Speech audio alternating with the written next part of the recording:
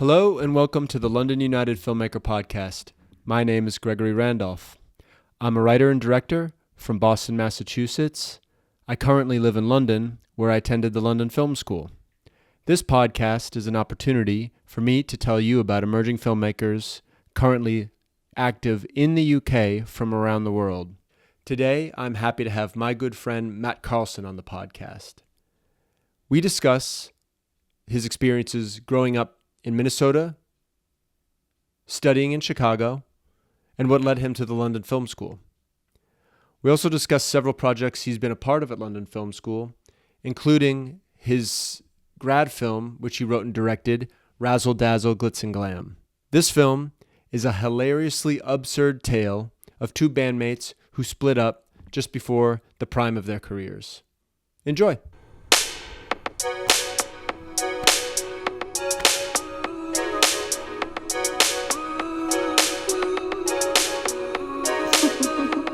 Matt Carlson, welcome to the London United Filmmaker Podcast. How are you? Greg, thank you for having me on your podcast. This is great. I'm doing very well. It's spring. It's my favorite season. Yeah. Just really feeling the energy from the sun. Yes. And the moon. And the moon. And the moon. I love it. Yeah. Feeling good. Feeling great. Cool. Yeah. It was a good winter. Kind of a hibernative winter. Sure. Lots happened.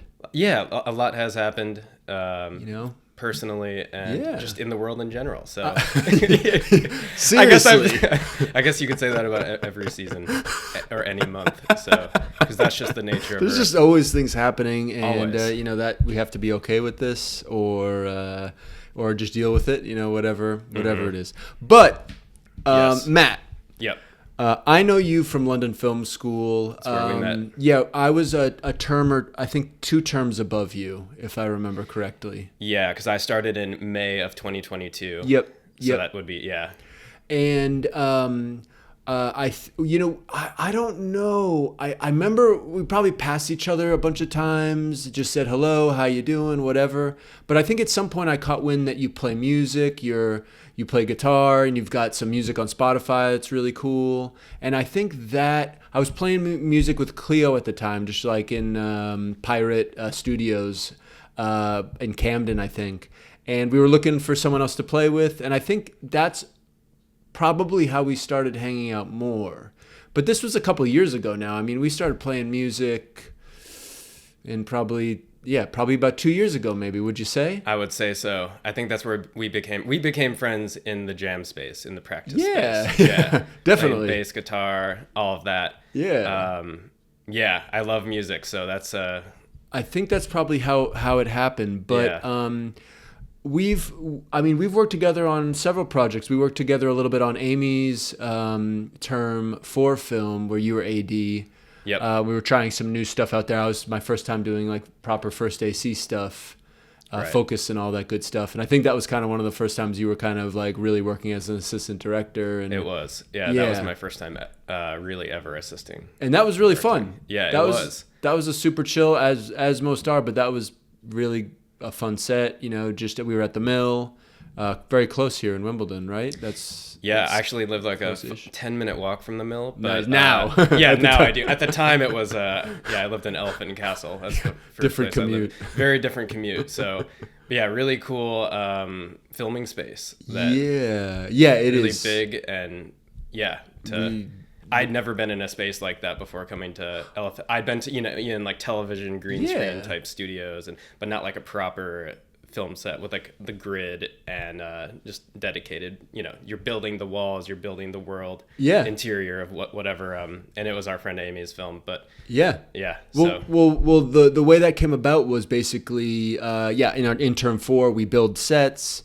We kind of crew from throughout the school, but the term kind of HODs are responsible for kind of like the major kind of aspects of like the filming of it. But we come in, and again, we were kind of just friends with Amy and just wanted to kind of get involved in the project. And it turned out really well.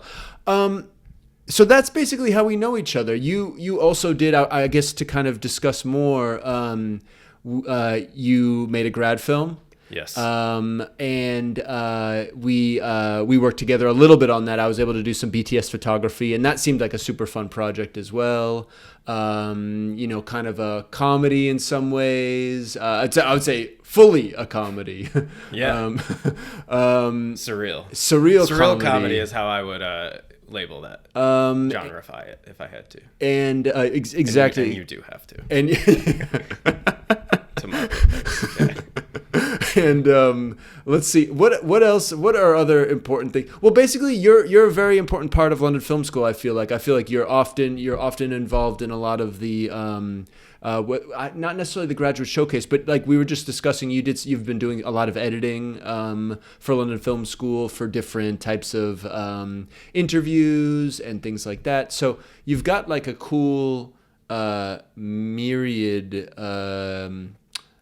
Different kind of opportunities. I don't know what's the word, working relationships with London Film School and just in general. I don't know. It's a good. You've got a good thing worked out. I think it's worked out cool. Yeah. I've been a student, but also like half sort of worker for them since I've been.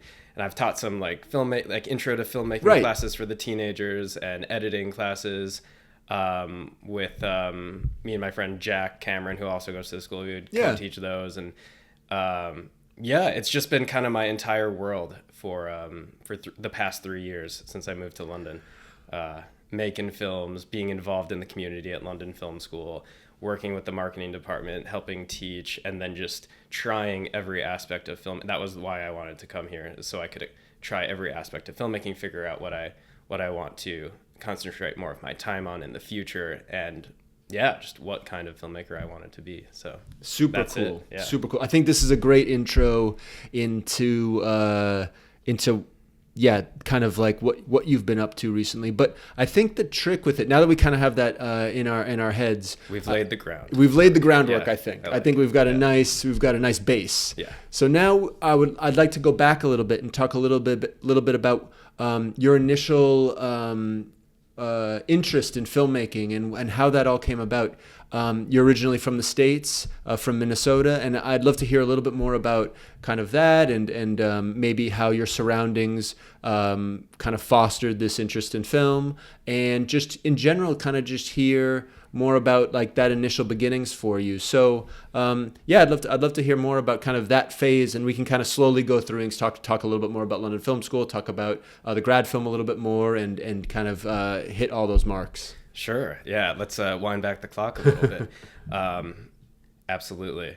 Wow, this is not something you do very often as like living in London as a filmmaker, and if you're just a professional person in general, you don't think about or speak out loud about your journey all the way back very often. So and one thing, I'm sorry, Razzle, Dazzle, Glitz, and Glam is the name of your grad film. I'm sorry, I just was I think I was like trying to think of too many things at once. But Razzle, Dazzle, Glitz, and Glam is the grad film. And now I'm sorry, continue. That was for sure. Yeah, so I was born in Chicago. If we're going all the way back, I was born in Chicago, and then my family moved to Minneapolis, Minnesota, which is where I grew up until I was 18. And I guess my initial interest in filmmaking was I was never like a big film buff or anything. Like I enjoyed going to the movies and everything. But I would say just like overall, like music is my favorite form of art. But in terms of making things, there was just a VHS, like tape recorder that was always around my house. We were always filming, like my mom was always filming things. My mom and dad were. And then I was like, oh, that looks like a cool toy. Like, why are we, what is this?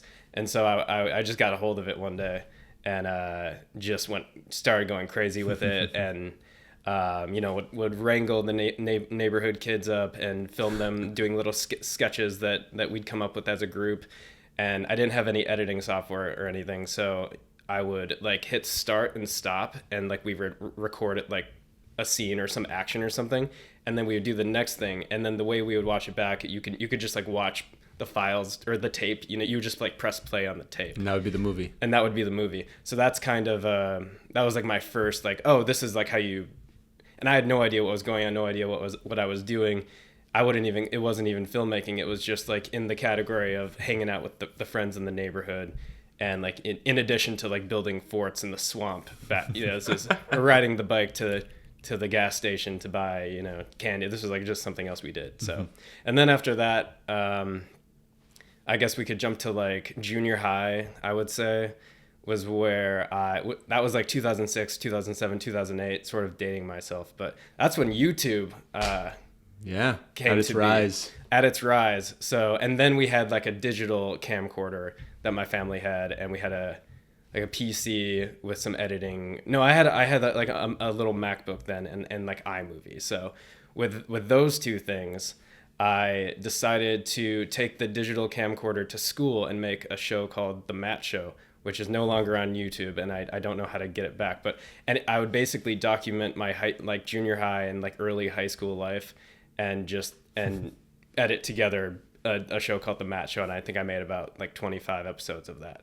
And it was just just like whatever I'd be doing as going to gigs, just going around the neighborhood, hanging out with friends. I was in cross country, so like running, I would like take it running with me, like during cross country practice and stuff.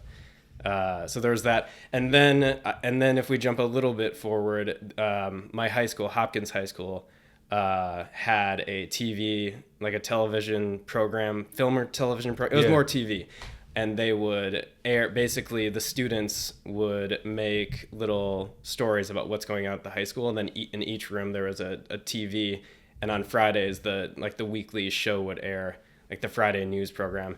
And I was like really interested in that. And we had like a television studio at the school. And I became anchor of this program for like every Friday I'd go on, and there'd be like 4 or 5 like video stories that were made by the other kids in the TV program, and then I would me and like another host would we'd be like the host of the show. And I also did a fake Australian accent, and my name was Guy Ripley on that show. So I was always so this was in high school, and I was always into like kind of like surreal, weird, like how can I make this like whoa, why is this guy from suburban Minneapolis speaking in a very shitty Australian accent? And I don't even think it was funny. Like I remember there were even protesters outside of the TV studio one day, like from some of the kids that didn't like that I was, I don't know, making it sort of like a satirical. It was real news. It wasn't fake news, but it was like I was doing it, approaching it in sort of like a satirical way. But anyway, so cool. When we did that, and then there was a teacher there who ran the program. His name is Colin Slaby. Shout out Mr. Slaby. He was a first or second AC on the TV show Charmed, if you remember that show. Yeah. It's like about witches and teenagers and stuff. But he worked on that show, and then he became like a high school TV teacher. And our bathroom pass was a clapboard from the show Charmed. So that was really cool. And that was like, and then he was like really encouraging, and he's like, you can, I've done this as a career. You guys can do this as a career. You should think about it. And because, half the people would sign up. It was like an elective class, just as like something that's like, oh, this is a really fun way to spend your time at high school versus being in like AP math or whatever, which was also, you should still take AP math. Yeah. Super anyway, cool. That was so that was when I first realized, and then I moved to Chicago from there to go to uni. And and then that opened up a whole other can of worms at uni. And why don't we keep going? I mean, it sounds like that sounds like a very important aspect is Mr. Slaby and kind of his and like even the clapperboard at the time. I think in high school it's just such a different time period that you go back to, and those people that get your head around what the different types of career. I mean, that's what school is really all about. So that sounds like that was very impactful for you. Let's talk about Chicago. Going back to Chicago, you've got a really cool story. So I want to hear more about what Chicago was like, what you were up to. I think it's important to note, your love for music, and I think we have a lot of similar taste in music. We went to see David Bazan at Page of the Line. But at what where was that we saw them? That was at the Garage. Yes, I think in London. Yeah. Great venue. And that was a super cool show. I saw you just saw Matt Berringer. I did. Yeah, that was the last gig I saw over the weekend at this old like Gothic church. Looked in awesome. London. Yeah, it was the singer of the National, Matt Berringer. did a really cool like intimate set.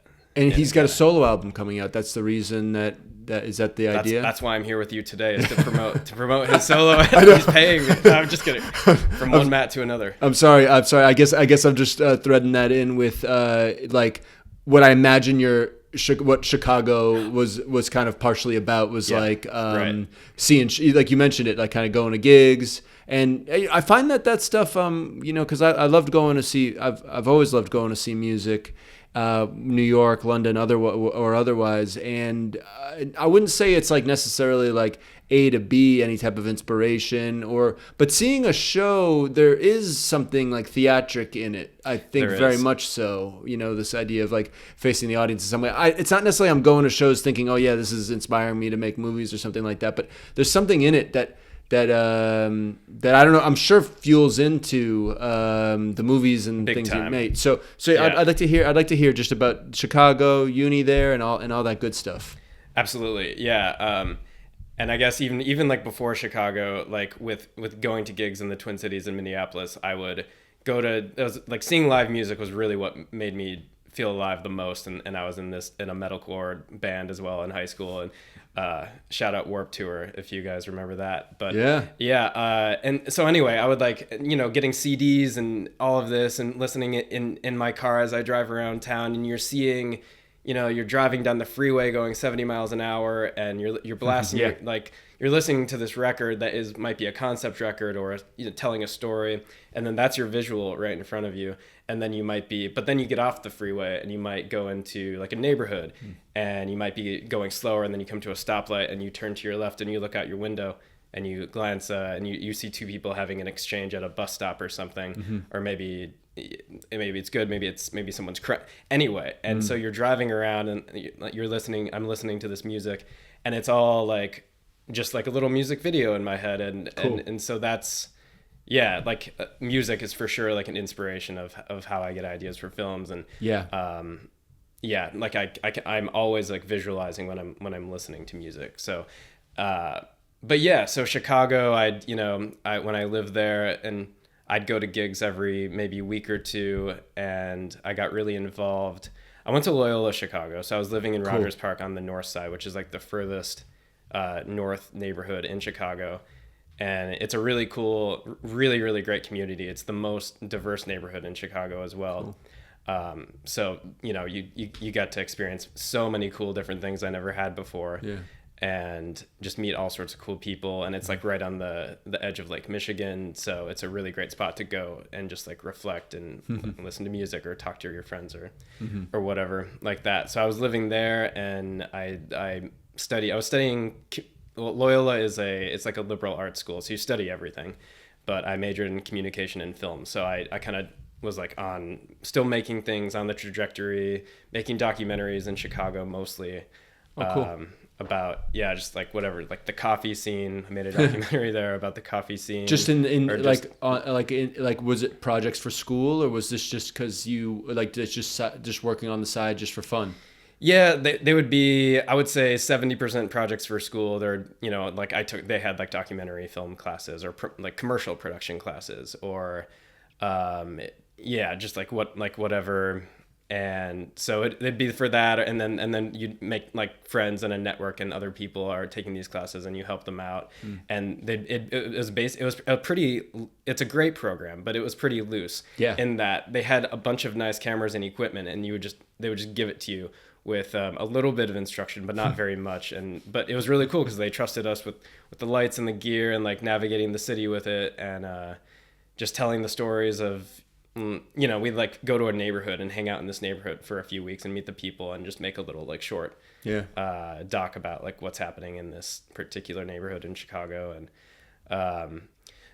so it was nice having like the structure of school, and then also I would take the gear home and make like little short experimental films with those, mainly if I was making something that wasn't a part of like a school thing or something. It would just be an experimental film. Learning the camera, learning the settings, or just like being able to it sounds like because it was lax, you were able to like just do whatever you want. Exactly. Yeah. So that was like, that kind of felt that I was like, this is awesome. But now I'm making things that are more structured and, are for like, here's how you could promote a potential product or service or something.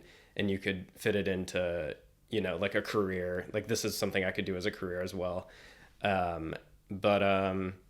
Yeah, so that was mainly it. And I lived there until I was 26, and then I moved back to Minneapolis for a different job until I was 28. And then when I was 28, I moved here to London. But yeah, I also had at uni, I had a radio show, which was really, really cool.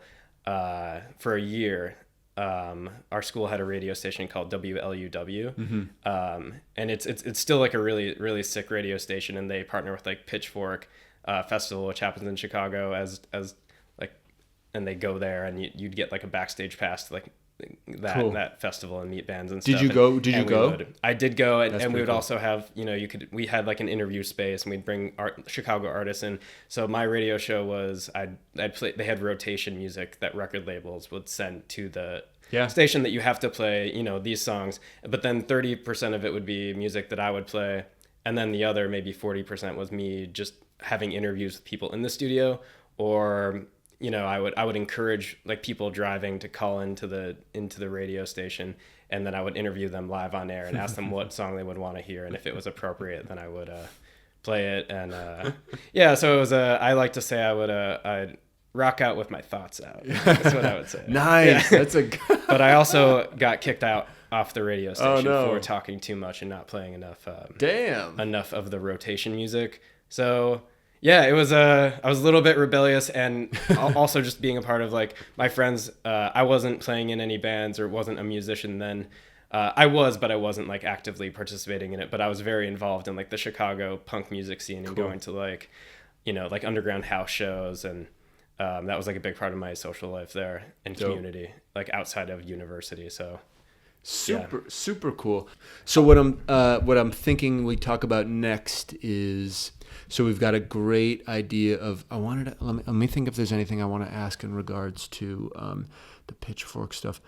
I can I'll do a little anecdote about the radio, because I had one as well, and it's nice. I just wanted to talk a little bit about like, the feeling of it. Nothing like and mine was 4 to 6 p.m. on Thursday, so it was like rush hour drive home traffic, and we had there are so many. You could see how many people were listening, because Chicago's a giant third biggest city in the U.S., so you'd get like massive amounts of people just tuning in to like on the way home, like on the way home. That's good. I'll probably even keep that in the podcast, because it's I think the enthusiasm for it. So I just want to talk about the radio and just having a radio show in uni and college, because I had one as well at Providence College, and just to reflect on like the feeling of being a host on a radio show. Providence is a lot smaller than Chicago for sure, but I can imagine it, or what it is with like hosting a radio show and playing some of your own music and being able to speak a little bit on the air. What is it? Like I don't know if is it empowering, or it just feels so good. There's this weird feeling especially with broadcast radio, where you feel kind of in control a little bit in like a really nice way, especially when you're playing music. There's something about it that's very it's fun. It's really fun. And you got all those buttons and levers in front of you. It's like you're driving like a Death Star, but like a Life Star. And it's and like also that you have to read. Maybe you'll read the promos, or you have and to the station ID at the top of the hour, and there's all these fun. like it's very fun. Yeah, and I think the thing I also really enjoyed about it is how much music you get to the studio that they send, that different companies send you. I remember just like, always there was being sent new CDs to listen to. You had that too. That's where I got into Bill Callahan, and like just like and like there were so many random like bands and stuff like that I really didn't know much about, and it was like even Pitchfork was quite popular at the time, and like Hipster Runoff, and like for me at least, I graduated in 2010, but like it was. There was something about it where it was like getting the physical copies of music was like really cool. Really cool. Flipping through the CD books and reading the liners. Yeah. I would do that sometimes on the show too, and like I wasn't supposed to do that. But I wanted to like sometimes go a little deeper, and but there is like you get to my show was from 4 to 6 p.m. on Thursdays, and you get like this 2 hours to basically just there are things that you do which is great to keep you on track. Yeah. But then you get to just experiment. Yeah. Like with your thoughts but yes, with a plan and with a playlist that For you sure. would have premeditated, but there'd be room for improvisation. Yeah. As well. Was that when was your show? Like what? Oh, that's a great question. Oh God, it was like I don't know. We had like a board. It was probably like on a Saturday, Sunday, something like that. Oh, nice. But I would fill in like because people wouldn't be able to make it or something like that. So I would try and fill in a couple of times a week or something like that. And yeah, it was just very fun. It was just a very fun like thing to do. Cool. So I feel like that's an interesting kind of part of like what's kind of led you along in your career is obviously a love for music and being in Chicago and kind of being exposed to kind of any type of big city like that. Yeah, you're gonna have like cool experiences, meet new people, right. and kind of be exposed to cultures that maybe you're not used to. So that sounds awesome. Now, I'm curious. I think because this is a podcast about emerging filmmakers and like making it work and figuring it out and making money. Yeah. Can you tell me a little bit about the work you did after school? I want to hear about that time period before you went to London Film School. Get a little sense of things because it might not always be necessarily the prettiest time or like the most, but it is kind of an important part of what's led you to today and being able to make, I guess, bigger films, make this grad film, think about what you want to do next. So yeah, I'd love to hear a little bit about that. Absolutely. Yeah. Everybody's journey in film. No one has a linear journey in film. It's always like crazy line if you had to like pinpoint it and draw it. But yeah, it wasn't the prettiest time, but it was also pretty in some ways. And it was also during COVID. So yeah. So basically for me, that time period was when I was 25, 26, I decided I wanted to move back to Minneapolis because I grew up in the suburbs there and I wanted to live in the city and like experience that city as an adult in my 20s. And also like I really cut my teeth in Chicago and gain more skills with just like using cameras, editing, storytelling in general. I worked at Discovery Channel in Chicago as well as a cultural sensitivity editor, which was a very strange job I did for a year. Basically, I would edit documentaries from Discovery Channel and Animal Planet that were already made, and they were dubbed in Arabic. And my job was to make it culturally appropriate for a Middle Eastern audience. So this was just the job, and I had a list of things that couldn't be shown on TV there. So and a big bank of B-roll. So wow. So I did that 9 to 5 for a year in an office in Chicago, and that was my first time ever working in an office. And I remember when I walked into that office, my friend Joey helped get me the job, and he was a fellow Chicago filmmaker, and he's still a great Chicago filmmaker. Cool. Joey, if you're watching this, hello, and great collaborator and producer. But I remember I walked into that office and I looked around for a second. I was like, wow, I've never been in an office before. Yeah. And he's like, don't say that. Yeah. I was like, okay. And then, so I did that like very strange job. It kind of felt like Severance, like moving numbers around, if anyone has seen that. I was like, I don't really know what I'm doing here, but I know I'm doing it right. So, okay. Nice. And it's a little bit of a higher paying job from the stuff I was doing before. So that was cool.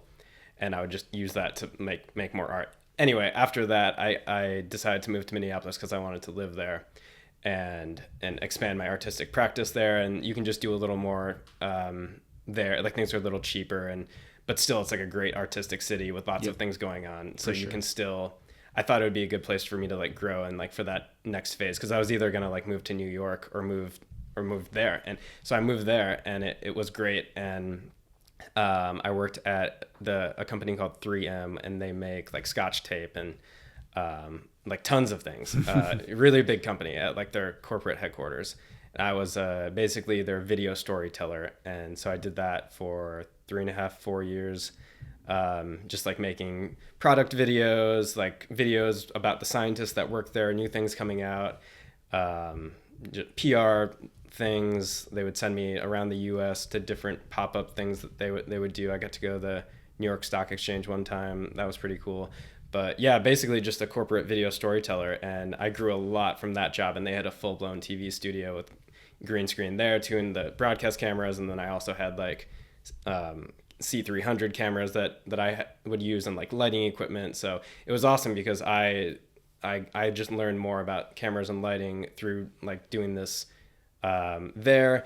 And then COVID hit, and then I started working from home, except for like in studio video shoots. And yeah, I mean, COVID was a time when everybody, I mean, it's been said a million times, but you take a breath and you reflect, and it was like so anxious, and we had no idea what was happening. And I thought I was going to get laid off because I was like, there's no way I could be a stay-at-home videographer, but I was. But you figure out different ways to do it. Like we would like, we made a little video series called Science at Home, and it's a science company. So we would send science equipment to kids around the US, and like cameras and tripods. And then I would direct them over Zoom. Like they would set up the camera themselves and like hit record and like do these science experiments that we would normally film like in a studio or something. And then I would, be on the phone, like helping them upload the footage to Google Drive, get it to me, edit it. And then, so anyway, cool. Even in the face of a global pandemic, I'm sure you can relate, and other people can, you find a way to just keep doing it somehow because you have to. And then, then at that time I was like, oh man, you get like, I got really existential and like in my head, and I was like, I could work here or do this for another company forever. And then I was like, oh, I always wanted to like go to like a proper film school. Yeah. And so I started thinking about those things and started researching film schools. And then, also during that time, I started a music project. That was like my COVID project. I recorded a short EP where I wrote 3 or 4 songs and found a guy with a studio in his basement named Alex. Shout out Alex if you're listening. You're awesome. And he's a drummer and a producer, so he drummed on it, and then I wrote the guitar, synth, and bass and singing. And that EP, that band name is called Lynn Dream, Lynn Dream, on Spotify if you're interested. It's like a synth pop thing. Nothing, very simple, not inventing the wheel or anything. But I also had never like properly recorded music in my life, so I was like, because of COVID, I'm like, do it. Shit, it's time to do it. Because what if the world catches on fire tomorrow? Like, I have to do it. And so at that same time, I started researching film schools and was thinking about how I'd never lived abroad and I really wanted to. So that's why I looked at schools in Europe, and then mainly just in the UK, because there's lots of really great film schools in Europe, obviously, but it seemed like or just from my research, what I could tell was their classes weren't in English. Yeah. Obviously, everybody like speaks English, but I was like, okay, so that kind of limited me to looking at schools in the UK. But that was great because I love London. I had been to England a few times. Yeah. And, like the vibe here, knew that there was a good art scene, music scene. Yeah. Cool people very. Everyone talks about how London is kind of cold and dark, but if you I don't know. It's such an international city. Yes. That I find it's pretty easy to like make friends here, and like people are, just down to do stuff. So anyway, I know I kind of jumped ahead, but that's basically like I applied to London Film School during COVID. I wrote some scripts and then I made or between Chicago and Minneapolis, I did this art residency for a month. I moved to Finland. Or I didn't move to Finland. I traveled to Finland for a month in like 2017 and made a 30-minute experimental documentary about a Finnish poet named Risto Rasa. And he writes like basically like nature haiku type poems, just about like very simple like daily life sort of like poems. And I found this artist residency program called Artellas in the middle of the woods. It's like 3 or 4 hours from Helsinki. So, and I went there and I cold emailed him. He was down to like do an interview and hang out with me for a day. And so I made a 30-minute film about his poems. I took like 7-8 poems, and we did an interview where I recorded him reading the poems, sort of like this, but like with one angle. Then we'd read them again from another camera angle. I brought like my Canon 5D and like just a few 2-3 prime lenses with me, and then and then I interviewed him about each of the poems and his life, and so then I had that material and I wasn't really sure. This was like a massive post-production. Yeah. I was like, if I collect the paint and all the materials, Sure, then I'll go back to Chicago and put it all together. And then basically when I went back to the art residency for the other like 3-4 weeks, you're probably wondering what I was doing in the woods besides interviewing him at his flat, I basically would take a poem for a few days and just like really reflect on it and take my my Zoom recorder and my Canon, my 5D, and in collaboration with the other people who were working on very different art projects at the residency, I'd reflect on a poem and then record little sequences or record things that I thought like reminded me of this poem or like were extensions of the poem or so each few days I'd switch to a different poem, and then and then I came back to Chicago with just hours and hours of audio and video, and then put this together. And that was like, and when I made that, I got so excited, and I was like, I'm so excited about this film, and like I thought like a cool combination of experimental and like telling this guy's story. And then that film is what made me really want to take the next step as a filmmaker and like apply to film school. So yeah. What was the poet like? What was he like to meet and interact with? Was he cool, or was he like I'm curious as to what he was like, what it was like working with him. He was really cool. Yeah, and he was like very open and accommodating, and it was tricky though because he didn't speak English, but there was someone who worked at the art residency came and was our translator. So basically I showed up at his flat, and like he was so nice, and his wife was there, and like they made us a nice lunch, and he walked me around the town he was living in called Tampere, which is like 2-3 hours north of Helsinki, and really, really nice. But yeah, it was pretty funny though, because we just laughed so much because like I would say something and he maybe kind of tell what I was saying, but he just didn't speak English. And then Ida, our translator, would translate what I said, and then he would speak, and then she would translate back to me.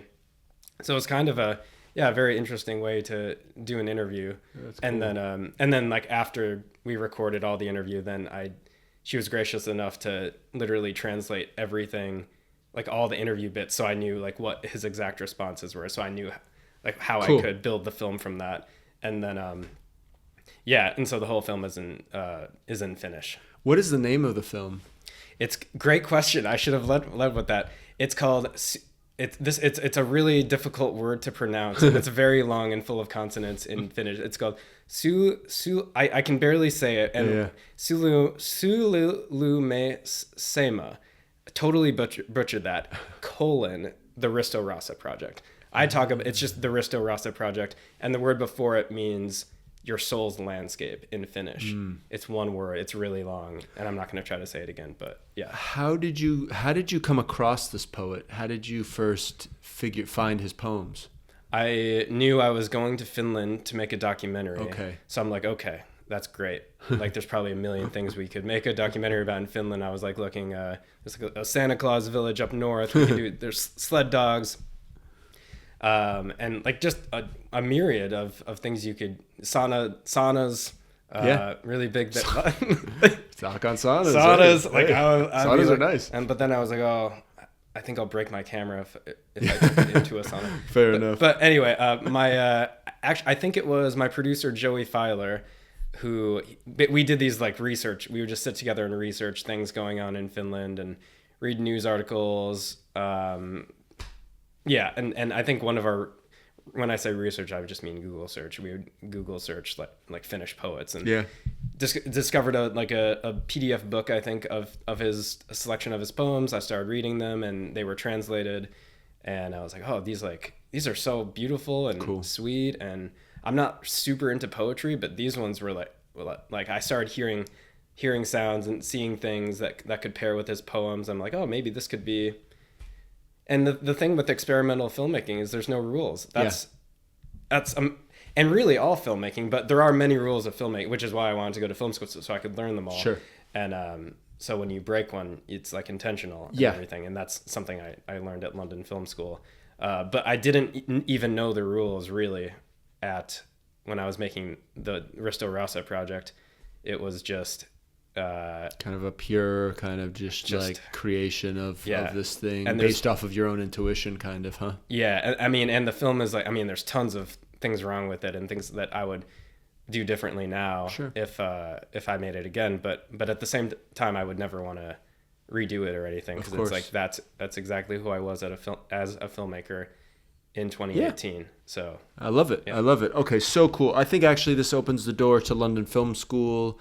This sounds like a really, really kind of formative project for you, to kind of bring you forward into London Film School. So I'd like to talk about, before we get to Razzle, Dazzle, Glitz, and Glam, your grad film from London Film School, I'd like to talk about just the period where you moved here to the UK and London, and what your experience at London Film School was like. Maybe even if there's a project that you did while at school before the grad film that was helpful for you, helped you, taught you something, was difficult for you. It doesn't necessarily need to be all flowers and happiness, because there are those difficult times at film school where you might not be matched with the right people, or you're disagreeing about X and Y and Z, and you have to make it work regardless. I'd love to hear a little bit more about that. Yeah. So as I'm sure some people know about London Film School and how it works, but if you don't, there's 5 terms, and each term you make a film, and it starts very like in term 1, it's a silent film, black and white, shot on reel film, which was like really, really cool. I'd never shot on actual, like with these cool French New Wave cameras, never done that before. And yeah, that was like, I going all the way back to term 1, like, and that was almost 3 years ago now. But I remember I'd never worked with as a part of a crew with these like specific roles, like director, producer, first AC, second AC, AD, like that. I'd never had these, Same. like you do on a proper film set. So I remember it was just like pretty awkward, and like in a good way though, and like of course that like, and no one really knows what they're doing, so it causes a lot of problems. And but when these problems occur, it's just, it's stressful, but it's also kind of funny. And like, I think you just need to, I tried to take it with like, okay, these are practice exercises. They say that a lot at London Film School. They're exercises. Like going to the gym, or like like you're training. Yeah, it's not do or die or something like that. It's the whole point of the school is to kind of fail. You know what I mean? Right. And to kind of accept that. But it is, at the same time, we know it is a competitive place. Yes. People treat it like, and I liked that people treated their films with like, this could get in, this could go to a festival, or even though we all know it's not. But when you have that. Hold yourself to that standard. It creates, you're just getting more out of your time, but also being gracious with your fellow filmmakers that we all know. It's a divide. And people are coming from different places too. So I didn't know what assistant director did before. I remember Mushy in term 1 saying, "You're assistant director," and I was like, I don't know what to do. I don't like. And she's like, she said like, you just make everyone go quick, and I was like, okay. I did such a bad job as an AD in term 1, and then I also AD'd a term 4 or 5 film, a term 4 film, Amy's film later. Yeah. But when I first did the job of assistant directing, I had no idea what it was. And then I'd read a few bullet points about what it was, but I still had never done it. And so I was like, you know what? I'm going to be the chillest AD ever. Everyone's going to like me. And I went into it, and we did not get all the shots. And we did not, and I did not. There's a way to do it that is. For sure. You can still be very nice and checking in with people, but yeah, I think I was anyway, and then when I did the job a second time, I found a better way to do it, and we did get all the shots that time, and everybody had made many more mistakes after that, and everyone knew what you kind of do as each role, but yeah, I think it was basically all the term films were just really great in opportunities to make mistakes, but then you can just see the films and the work get better. And term 3 was really cool. I directed a documentary that term. I really enjoyed that. Like as a person who has made documentaries before and slightly experimental, so I wanted to do something in that sort of vein again. So we made a documentary about it's called Are We Human, and it's on Vimeo if you're interested, but it's about we'll link everything as well in sweet. YouTube or whatever. Okay. I'm happy to link any films you want, whatever. Of course, yeah, again, to kind of just so people can easily kind of go in and check. Certainly for YouTube. Spotify, it's a little bit more tricky, but if you go to YouTube, there'll be links to like any of the work that you'd like to have on there. Awesome. Yeah, I'll send you a list. Cool. With all the stuff. But yeah, that was like the first film that we made, or that I was a part of in film school. That was like, okay, this is like, we've worked out a lot of kinks by now, and it was something I felt a little more comfortable with just because it was documentary. And but anyway, it's about my friend who builds robots. My friend Amy, who makes robots that have AI sensors on them, and then she dances with the robot. So it's like it's a documentary about dance and AI and how, you know, these things are very different, and how it's like about her art project, her experimental art project. So that was a really cool and interesting, and the documentary sort of reflects like the style of art that she makes as well. But yeah, it was really cool, you know, working with, each term you work with a composer, and I'd never done that before, like had original music made specifically for the films before. I had used music that was already created, and you know, you find ways to make it work, and that's a fine way to do it too. Yeah. But yeah, having a working professional relationship with a composer that was a really great learning experience too. Totally. And just because I loving music so much, and so that was great. Yeah. And then and making all those term films was awesome. And then, but as you go forward at London Film School, you sort of figure out what roles you like to do better, and what you are, what you're better at and what you're not so good at. And then, I kind of figured that out by trying all of these things. And some roles I really didn't like. I learned I don't really like cameras very much, which is like the symbol of filmmaking. Yeah. But, I mean, I do love cameras. But sure. I didn't love being a part of a camera department, I guess. Yeah. I still like holding a camera and doing that documentary sort of style. But that wasn't for me. But then I found out I really loved being a sound recordist. Yeah. And doing sound design and editing. And so, I've sort of just doubled down, continued to be a video editor and doing sound design. And then, I'd always only done sound design in like Premiere or Avid or, the video editing software. But LFS was the first time where I had assembled a story, and then you take it into a different software. Mm-hmm. Pro Tools is what a lot of people use. It's what I've used. And then do the sound design just as that's the task. Mm-hmm. For a few weeks. That's what you're focused on versus kind of doing it all together. So just learned about I kind of came out of LFS I kind of knew what I wanted to do, but it was confirmed that like, yes, I want to keep doing post-production and editing as a career. For sure. And like on set, I love sound, and cool. That's basically like it. So Matt, that's really great. I think I've gotten a really great idea of a lot of your experiences at London Film School. You kind of laid it out there very nicely, just the ups and downs and the things you go through and your own kind of understanding and learning experience, which actually feels very, very similar to mine. Just kind of that's what makes LFS kind of LFS, is that it is quite well-rounded, mm-hmm. In regards to learning different HOD roles. My question is I really want to talk about the grad film, but you were involved with some other grad films. You mentioned your love for sound. You mentioned that you also produced a documentary grad film. So I want to talk about both those projects because they're really cool. They were in different parts of the world. So maybe you can start with, I don't know, you pick. We just discussed two off camera as I was resetting things here, but maybe you can just speak a little bit about each and just your experiences and what it was like. Totally. Yeah. So basically a year ago was when I was in term 6, which is the beginning of the grad film phase. And on the grad films, a lot of people will write and direct their own grad film, which is what I did. But then you help out your fellow filmmakers on HOD roles on a few other films. A lot of people will do that, and then you'll pick a role that you are interested in, want to get better at, so that's what I did. and I worked on 2 films besides my own grad film as a head of department. The first one is called Cosmic Cowboys, and it's on its festival run right now. So so I was a producer on that. So a year ago, I flew to Texas with 3 or 4 other people.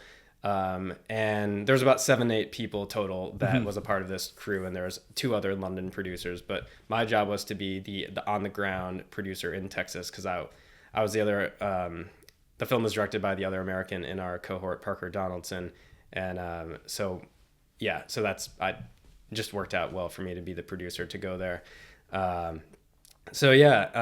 film was about. We shot it in a town called Bandera, Texas. And it is a very small town, I think less than 1,000 people, that is an hour from San Antonio. But yeah, that film is about basically the North American great something, the solar eclipse that happened a year ago in April when the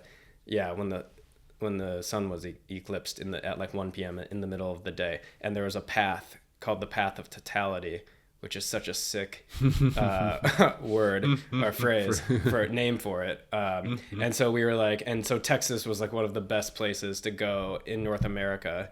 I think Mexico was really good too, but the director's from Texas, it's his home. So we went there, found a town called Bandera, which is the cowboy capital of the world. And so you can imagine how different that is from London, and how cool and just like the characters that we would find there. So anyway, we made a film about the solar eclipse. That was the plan going in. And with all documentaries, you find that you can make a plan, but it's always going to change. You meet the people you meet, the contributors are going to tell you things. You're going to learn about their stories and their lives and everything. And then your film is going to change, because you can't just force it to stay according to a plan. So what we thought was going to be a film about the North American eclipse, and while that was a portion of the film, and that's why everybody was, people went to this town and went to this area. We ended up, we met the mayor and like the grocery store owner and like community members. We met the sheriff. We met people at the bar. We met musicians. We met we went to a music festival, vendors there. You met like a famous musician and you went to their home, right? And, so this guy, Gary P. Nunn, we met him, and he is one of the founders of the progressive country genre of music, and he played in Willie Nelson's band, and then he started in the 60s, I think, and then in the 70s and 80s he started his own solo career. So we met this guy, Gary P. Nunn, and he just plays really cool kind of hippie dippy country music, which was something a genre I had never, being from up north, I'd never experienced before. And he was so cool and gracious, and he invited us to his ranch, and we interviewed him, and then he was performing at the music festival that we were going to. It was really cool. We used his music in the film. But yeah, the plan was for it to be about the eclipse and Gary P. Nunn, and it was still about that, but it ended up just being more about an impression of this town and the people. We met people that had never people you'd never meet. I met someone who I saw this lady riding a mechanical bull in an American flag outfit, and she was riding it really seductively, and I was like, dang, the camera. I said to the camera guy, Daniel, I was like, you got to film this. Let's go film this. And then so we talked to her after, and she was nice, but she was locked up for 6 months because she was a part of the insurrection that happened on January 6th. Oh my God. I'm not gonna get into that very much, but holy shit. Met someone who was like that, and I love it. Yeah, that's how you do it. And I think to have the training at LFS and then to just drop into a whole new culture and society based off of one of the students that went there, and that's his home. So there's a familiarity in one aspect of it, but also a complete, new territory type of feeling is maybe a hallmark of not, I don't know, it's not LFS, but just I think that's a good start for a film, right? Right. Yeah. And so we had a plan. We had all this we knew it was going to be like a Wild West adventure going into it, and it damn sure was. That's cool. And, yeah, so we filmed for a whole week and just stayed at an Airbnb together. Yeah. And like those guys are some of my closest collaborators still. And like the director Parker, he was the sound recordist on my grad film. And I've worked with the other people as well, like quite a bit. Like Nyrika was another producer, and she was a producer on my grad film. And so yeah, but that is so like what a cool documentary like that. Mm-hmm. And so it was awesome to be able to be a part of like something like that. And now it's we've submitted it to lots of festivals, and we'll just see where it gets in. And yeah, hopefully it'll be playing in a town near you. But yeah, so there was that film, and I was the producer on that. And that's Cosmic Cowboys. That's Cosmic Cowboys. Cool. Look out for that. That's on the festival circuit in 2025. Cool. 2026. And then so we did that, and then pre-production is ramping up for the next project, which I was a sound recordist on. And so I came back to London. I was here for like a week or two, and then I flew to Jordan in the Middle East to Amman, where we went there for a month, and we made a film called I See Good in Your Eyes, and Harvey Planer is the director of that film. And yeah, that was a very, very different film. But it was similar in that it was a small crew. So we shot it sort of documentary style, where there was one sound recordist, which was me, and then a camera person, a director, 2 producers, mm-hmm. and a production designer / costume person. So yeah, very tiny. But we needed to go there for a month, even though we were only shooting for a week. Yeah. To do pre-production, find locations. We did I wasn't involved in the casting, but like they did the casting on the rooftop of the apartment we were staying at. And it was so wild. And I had never been to the Middle East before. And so that was a really, really cool experience, and got to just like live in Amman for a month and, go to Petra and the Dead Sea and just meet locals. And there's like a coffee shop I'd go to almost every day there. And it's just like without filmmaking, without like going to work on this project to tell this story, would probably never have gone there. And then can you tell me a little bit about the story of the film, and also can you tell me a little bit about what it was like, what Amman was like? I'd love to hear a little bit about that. Sure. So the story of the film is about a young man from the UK who discovers some dark secrets about his father, who fought in the war. You act in it as well. Is that not you? That's you. I was in it. You're in it. Yeah, I am in it. In the film. I played the father. You are the father who did the bad thing. Yeah, I'm not credited. So you're not credited. What? You're like a very important part of the film. You're kind of you're the dad. Yeah, but basically the dad committed war crimes. So wow, just it's it's a serious drama. And yeah, it's about from this young man's perspective, and going there and figuring out the truth about his dad's dark deeds. And then he meets another guy there who's from Jordan, and like helps him discover this, and just it kind of so anyway, that's the story. And we shot it documentary style. Cool. And there was a script, of course, and like each day we would tackle certain sections of the script. But going into the shoot there, you would just have no idea like how noisy it was going to be, and it was like super hot. And like there was just but we had really nice equipment, and I basically each shot I would boom, and then mic up the actors. If there's like 2 actors, put radio mics on them. Cool. And then I would boom as well. So we'd always have 3 sources of great, or 2, I guess, like between the boom and the mics, and then we did a little bit of like recording wild tracks if we needed to. But it was like just crazy because it was so windy, and just we'd recce locations, but with hard. Amman, with Jordan, each day you never know what's gonna happen. You've never been there before. You there is an aspect of it where you're just going into the unknown again. Yeah. But it's good training. It's good training, man. I mean, like, now that you have these experiences, now when you visualize your next film, maybe you do it in a little bit more of a secure environment, and you're that much stronger because you've had these kind of more unknown and vulnerable experiences out in places you've never been before. Or if you want to do another one, you just keep doing it, and you keep developing a style where you are more familiar with the unknown. Right. And you know how to get the mics right, even in crazy windy conditions, or you know how to deal with the heat. You always make sure you bring sunscreen no matter what type of place you're going to be, or you make sure to always bring that hat or those, just something that keeps you a little cooler. And these things, it seems like kind of disparate at first, but actually it's stuff that will help benefit the film.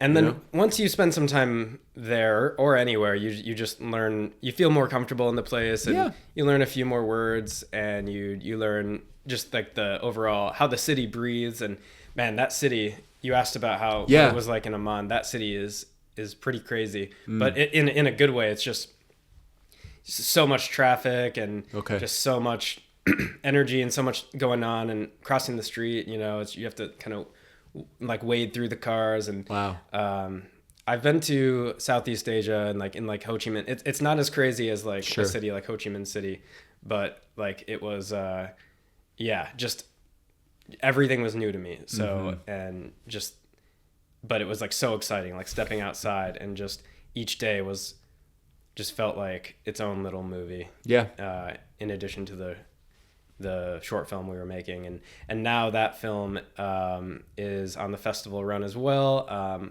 Harvey, the director, is submitting it to festivals, and really excited to see what happens with that. I'm sure great things will happen. And just two very different sound recording in the Middle East and then producing in rural Texas. Very different, extremely different places, culturally and vibe-wise, but also that just because I had been a part of those two films so close to each other, there's also a lot of you just realize people are really nice everywhere, and they're just welcoming and happy to see you. And but it was a very cool experience. So cool. I think these are both kind of great kind of, what do you want to call it, bedrocks for your grad film. Maybe we can talk about the grad film now. I felt like I had something to say before that, but I feel like we've got all of this feeling for what kind of led you up to the grad film. Yeah, Matt, I just wanted to note, you're reminding me with just the travel. You're quite a world traveler. Love to travel. Yeah. Oh my God. Music, travel, and film. Yeah. Family and friends are my favorite. Nice. 5 favorite things. Oh, that's a good 5, man. You got a good 5. Not in that order. Yeah, for sure. No, I don't know if there's necessarily any point I wanted to make per se, or other than that, but just that you certainly have a penchant for traveling. I know you were in Egypt recently. I know you went to Marrakesh recently as well. So, and I think that's obviously, that can be very important to your kind of path, your artistic path as a filmmaker. So I think from my own standpoint, if I can relate it all, it's you just appreciate the appreciation of how people outside of your own kind of day-to-day life live. There's something really humbling and nice about that, and whether it's the food or the dance or the markets or the way, there's so many aspects of when you travel somewhere you're not familiar with that is so nourishing in a way.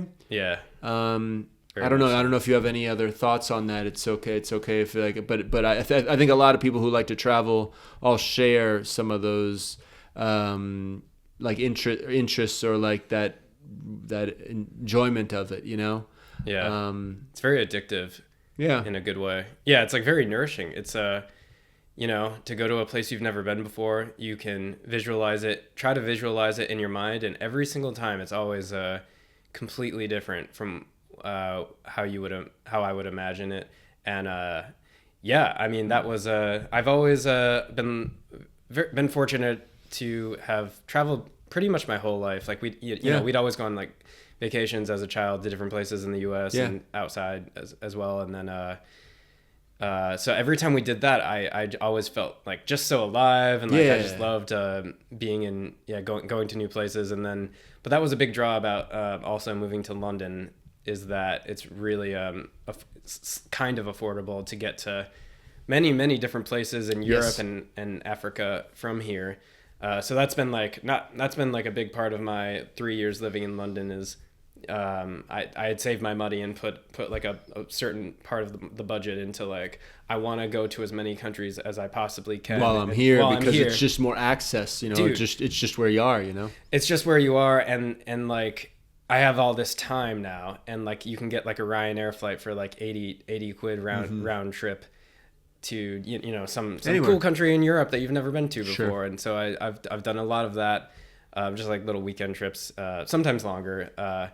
But yeah, it's I remember you did Vietnam, maybe it was like a year and a half ago or something now as well. Yeah. So I think that's cool, man. I think it's great. Like it's a great mindset to have. You know, it's just something that I think some people kind of just say I can't do it now, and you know, there's many reasons for it. But like working in corporate or like I worked in corporate America, and just like, well, I guess just as an American in general, it's if you live there and work there and you have a job, you don't get very much vacation time. You might get a few, like, you know, 3-4 weeks off. You use a week of that for holidays, and then to fly all the way to Europe and go somewhere, that's a week. So it's like you really only get like 1 or 2 things like that per year if you're like in the circumstance I was in before, and like many people are in. Yeah, absolutely. So here I've just been like, oh my God, I don't know when I'm going to be moving back. And like, I do like living in the US and like, sure. But just here, it's like I want to maximize that opportunity. Yes. So, I think I have I couldn't I couldn't have said it better myself. Let's jump to your grad film now. I think now's the time to, you know, we've talked all about these experiences you've had and how they've all kind of led to I don't want to hype it up like, oh my God, this is like because there's more films to be made, you know, but I just think it's an interesting piece on its own for those reasons. And maybe you can just tell us a little bit about it and just kind of whatever comes to mind, you know, your experiences now that you have some, you're looking back on it. The film is complete now. Is that correct? It's complete. It's 100% complete. done. Yeah. Congratulations. Thank you. And just love to hear some thoughts, whatever comes to mind. For sure. Yeah. And thanks for doing the BTS photos on it. Yeah. That was really great to see you on set that one day. The film is called Razzle, Dazzle, Glitz, and Glam. And it's a 16-minute surreal comedy. It's about two rock stars from the 80s who got really big and flew a little too close to the sun. And then the film picks up in modern day, where they basically just appear on a strange late night talk show, and they air out the past. And it's the first time these two guys, who were so close, very different types of people, but then they like have this interaction of not seeing each other for like 25 years live on air. And so the film takes place on a late night talk show, and the film is also structured sort of like a late night talk show where there's commercials that we make throughout that also sort of drive the story as well. The film is also a little bit experimental in nature, and it's surreal and wacky, zany are other words that come to mind. Some slapstick. Yeah, I mean, it's not supposed to be taken too seriously. It's a very you're just supposed to like. It's not absurd. I wouldn't call it absurd. It's not. It doesn't reach that level. But there's almost some sketch comedy feeling to it, like something that you'd see in that aspect. Almost. I'm trying to think of. It's not Monty Python-esque per se, but kind of just like. There's a like the Mighty Boosh was the inspiration for it. Yeah. So like that. But Monty Python a little bit. It's just supposed to be a little bit bizarre and weird, and basically I had the general thoughts for a story, and while I wrote it and I had a script editor, Shabani, shout out Shabani if you're watching this. Who really helped me, because that was something I'd never done before, is write a fictional screenplay and then had it be made into a film. I'd only directed documentaries and experimental stuff. So that was why, a big reason why I wanted to do that for my grad film was like, all right, I'm at LFS where narrative is it's a narrative film school, and there's all these. I know all these people in London that will work on it and will want to work on it. I hope, and so I'm like, okay, I'm gonna use that opportunity. It's a challenge, and it was a challenge. But yeah, so anyway, we took about like a month and a half to write it. I would write different versions of the script, and then I would meet up with Shabani, our script editor, and she'd be like, "Oh my God, what is that? That's terrible, and like that's not going to work for no one's going to understand what's happening here." Or she'd be like, "Oh, that's really good. Let's do that there." And cool. Like it's always just good to have like somebody. I think for sure it was like a big thing I found with this. And you get in your head quite a bit. I think if you say, listen, I'm going to be the sole writer of it, you need someone to kind of, because the writing of it you can go in so many directions with, so you need some type of feedback. To go in and just say, listen, this is the script and I ain't talking to nobody else is like crazy, a little dicey. And so many there's basically like 3 different versions of this film we could make, and just based on the budget, we had to make like a slightly stripped down version of the film. There are some things in the script that were just not possible.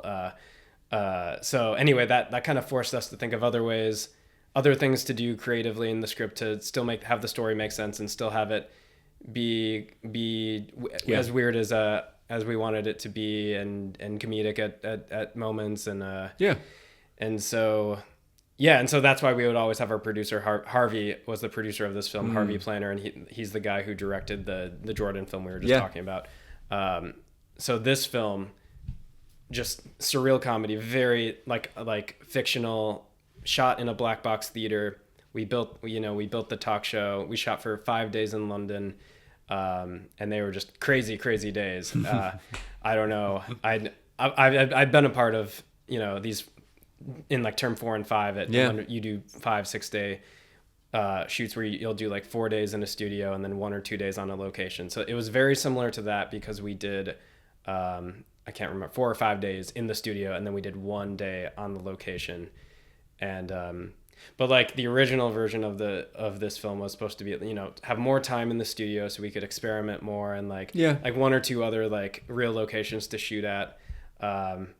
But the reality is, if you're coming out of film school, you're making something like this, like it's possible you might not be able to do the grandest, most maximalist thing. You got to cut. Yeah, you got to cut down a little bit. You got to cut, and that's okay. Because I think the trick is what is the most important thread of your story, and sometimes you cut too much out. You know what I mean? Right. But that's part of learning as well. You know what I mean? Like sometimes you leave too much, and that also can be an issue. And for other reasons, for money reasons and otherwise. So you got to figure out what is the thread of the story, what is the most important shots to tell that story, and then what other shots do you need to fill in those gaps. And I was noticing with yours the day I was there, like how you in the black box theater, which you were filming kind of a live TV show moment, and then the leads are getting in a fight, and like it's kind of like you roughly stage it, and then you let Rahan as the DOP kind of run wild and get different shots. And I think at the end of the day, I was noticing with the project I was working on recently, what's important, I think from my standpoint, is a little bit like get the actors in there to rehearse it, whether it's narrative or or not documentary, but or more freeform or whatever. Actors still need to act out the thing, right? And then you can film it in a lot of different ways, Yeah. So I noticed that with yours is like with the fight scene especially, which is tricky because it's not a big space per se. I'd never choreographed a kind of so it was but it's funny. A new challenge. And the actors were great. They were loving it. There was it was a silly kind of performance with it. They're kind of like almost like in a rugby kind of tussle, and then they're spinning each other around, and like the energy of it was perfectly there. So it's so that must have been fun. I saw you kind of like I love those moments where it's kind of like, I don't know exactly how we're going to film this, but we're just going to kind of have fun with it and go nuts and just see what happens, So, and that's kind of the fun of like how it would happen, like saying like a Jerry Springer. I almost felt like you're kind of bringing a little bit of like, one person is confronting another person in a kind of on stage kind of like interview setting. Yeah. Where you see like people go, I'm gonna, like, I don't know. Yeah. It was my own like thing, and that was what I was enjoying about it. So, yeah. Yeah, but it's just you can choreograph stuff yeah, it was just like the climax sort of the film, and just they just had enough of each other, and then it breaks out into a physical altercation. And you can block actors, but I there was no way with like the production, with the space we had and the time we had and the risk assessment and everything, we couldn't have them be like, okay, you need to stand here at exactly this time, you need to do this at exactly this time, because we only had 20 minutes to get the shot or whatever. And our AD did an amazing job, Luca, keeping us on track and on time. So like as the director, I was like, okay, we only have this much time, and I want it to be this in my mind, but I don't really know how exactly it's gonna go. And so before each shot, I would just have a little chat with the actors and look at the script, and then if they went off script, it was fine, as long as we were getting like the intention or the motive, whatever needs to happen in the shot, as long as it's coming across. And sometimes that presents it's like better than what you thought it could be, and that's always the best when the actors give you something that you would never thought of, and little lines here and there that are super funny, little like one-liners.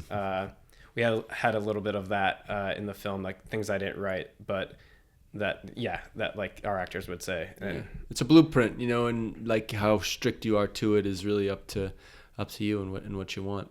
Right. That's really cool, man.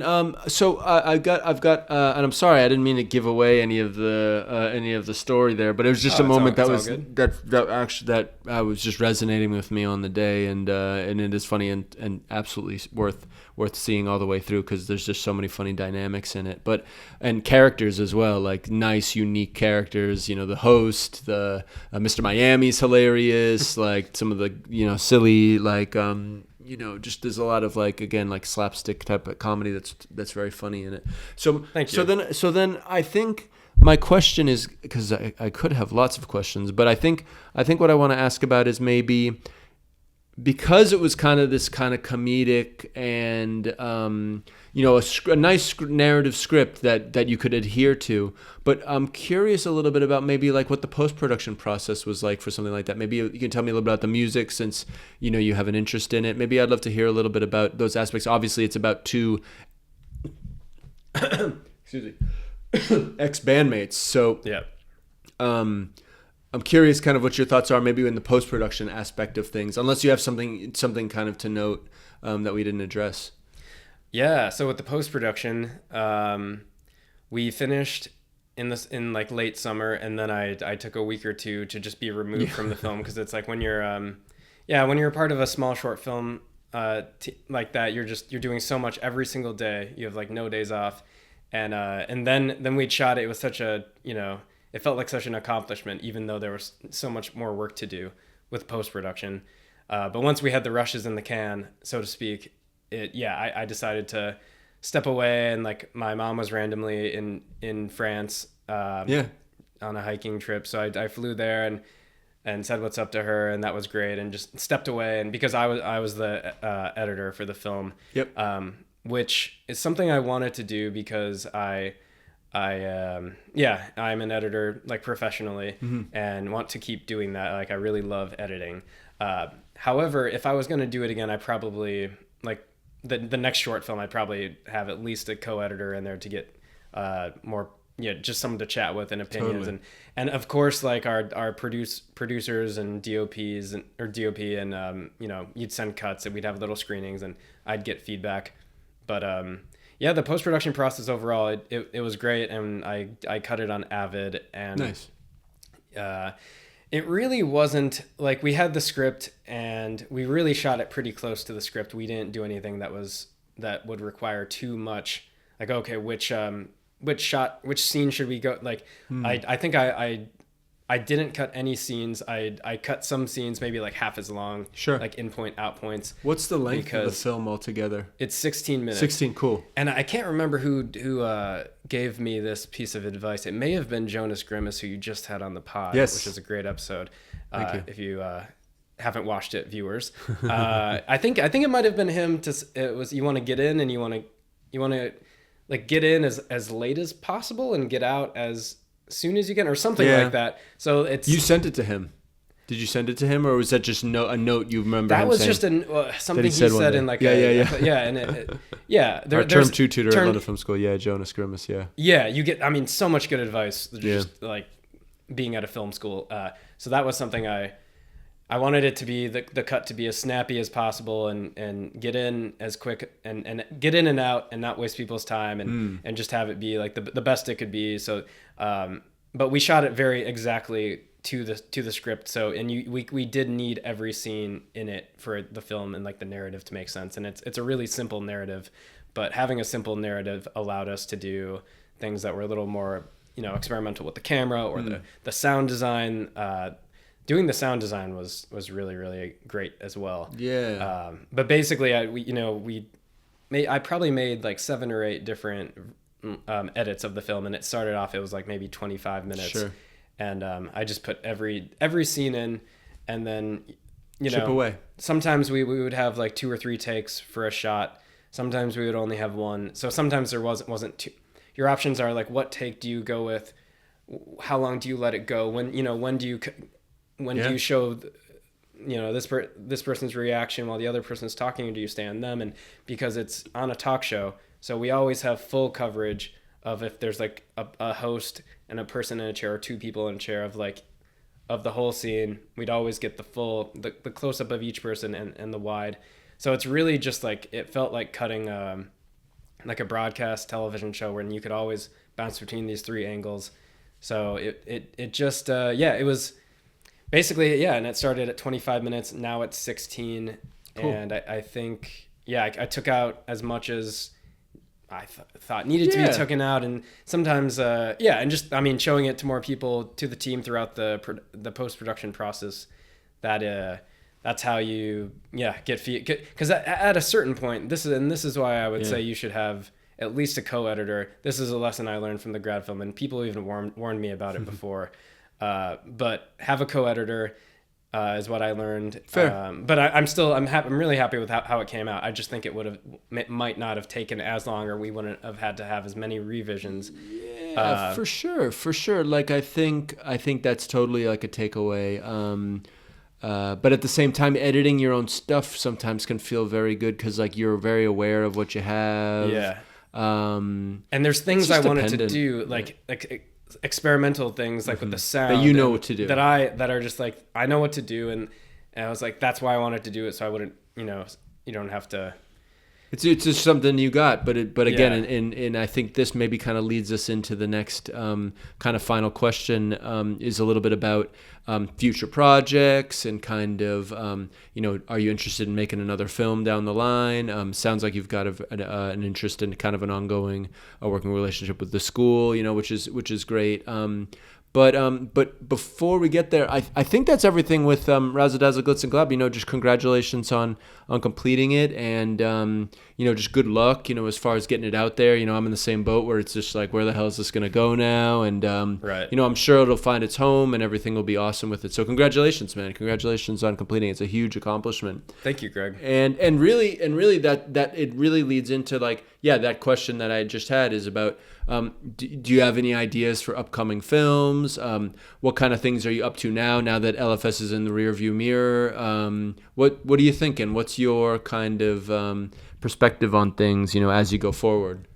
Yeah. Well, the future is exciting. Yeah. And the present is as well. Yes. And we learn from the past. Oh, man. That's a great short answer, but yeah. That's and it just began. And I'm out. And where's the red button? No, I don't know. I'm not working on a film at the present. I would like to make a film this year. Yeah. But yes, because I just finished Razzle Dazzle, now I'm trying to get submit it to the festivals where it could have its home and like do well at. And I think I would like to make another documentary this year, because it's been a long time since I've done that. So I think now I'm in a stage of just like keeping my eyes and ears open for stories, probably just around London. I'm trying to get my footing here, like career-wise, in post-production, and deciding, should I try to do more freelance or find something that's full-time. But yeah, I think I actually I think I might be making a music video for my friend's band. They're called Groupie, and they're based in Brooklyn, New York, and Cool. it's like a 3-piece punk band. My friend Ashley, she sent me some demos, and so we might be doing something. We're not sure if it would be shot. It'd either be shot here or in New York with a really small team. So music video, directing a music video for Groupie, it would be cool, and is happening. It's just we're working out the stuff right now. Cool. And yeah, basically she sent me some music and like imagery, a photo she took that reminds her of the songs, and so I'm listening to the demos, and they're like recording their album now in New York, and so yeah, it's just kind of preparing. I think they'd probably make a couple music videos, but this would be one of them. And when you launch an album, you got to have a video to go with it. So, and I edited something for them a few years ago. So that, and yeah, just some type of doc this year, some story. I don't know what it would be, You'll but find out. I basically have the satellites open and receiving and transmitting, and cool. I think now that it's spring, now it just feels a lot easier to attend more events and bounce around town. And I've been going to the cinema a lot lately. Nice. With my girlfriend, and that's been really, really cool. I think we've seen almost every David Lynch film Nice. like in the past couple of months. Like in theaters. The retrospective, rest in peace. I know. Yeah. One of my heroes is David Lynch. So yeah. he was like, he is for many people, but definitely like influences like the vibe of my filmmaking too. So and he was always so I think he was very there's so many clips of him talking about process or just talking. I think he was someone who was like not afraid of the camera and to speak a little bit and kind of like say what's on his mind and give his piece on like.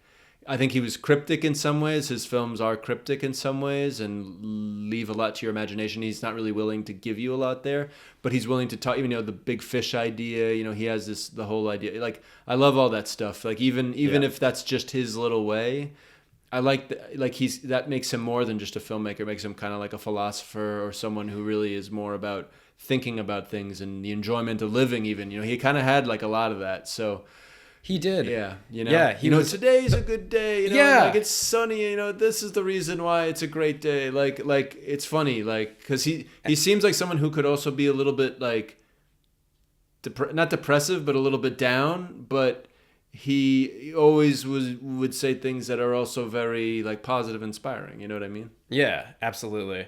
And just artists like him are my favorite type. Like Prince is one of my favorite artists too, and he was kind of similar in that way. But yeah, just was very sad to hear about his passing, but his legacy will live on forever, and it's true. And it will live through his films, and then just these little pieces of advice that he's given us, and it's just gonna resound forever through people, and it's cool. So it is cool. I don't know. Well, Matt, I want to thank you so much for being on the London United Filmmaker Podcast. Thank you for sharing all of these amazing pieces of information that have kind of shaped you as a filmmaker and as a person. It's so nice because we've been friends for quite a while, but you don't often get a chance to just have like an in-depth conversation like this. No. And I think the podcast is a really great format for that, so we can share it with others as well. So I just want to thank you again, and I'll be seeing you soon, I'm sure. Thank you for having me on the podcast, Greg, and thanks for giving me the blue mic. It's my favorite color. So. Yeah, buddy. Let's go.